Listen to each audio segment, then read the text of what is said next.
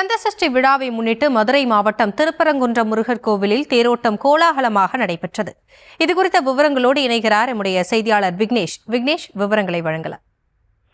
நிச்சயமாக திருப்பரங்குன்றம் அருள்மிகு சுப்பிரமணிய சுவாமி கோவிலில் கந்தசஷ்டி விழாவின் முக்கிய நிகழ்வான சட்ட தேரோட்டமானது தற்போது நடைபெற்று வருகிறது.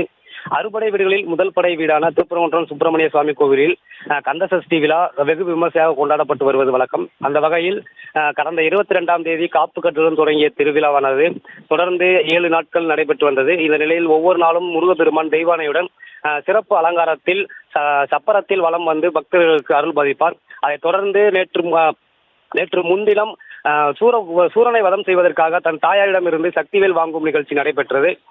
இதனைத் தொடர்ந்தும் நேற்று இரவு 6 மணி அளவில் சூரனை வதம் செய்யும் சூரசம்ஹார லீலையானது நடைபெற்று வந்த நிலையில் தற்போது கந்தசஷ்டி விழாவின் முக்கிய நிகழ்வான தேரோட்டமானது நடைபெற்று வருது. இந்த தேரினை முழுக்க பக்தர்கள், பெண் பக்தர்கள் மட்டுமே வடம் பிடித்து இழுத்து வருவது வழக்கம். அந்த நிலையில் கோவிலுக்குள் விரதம் இருந்து வந்த பெண் பக்தர்கள் சுமார் ஆயிரக்கணக்கான பக்தர்கள் அரோரா கோஷம் முழங்க தேரினை வடம் பிடித்து இழுத்து வருகின்றனர்.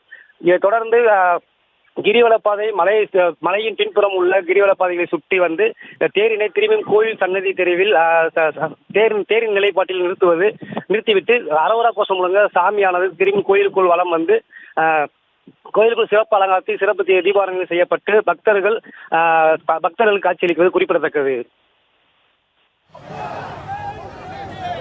விவரங்களுக்கு நன்றி விக்னேஷ்.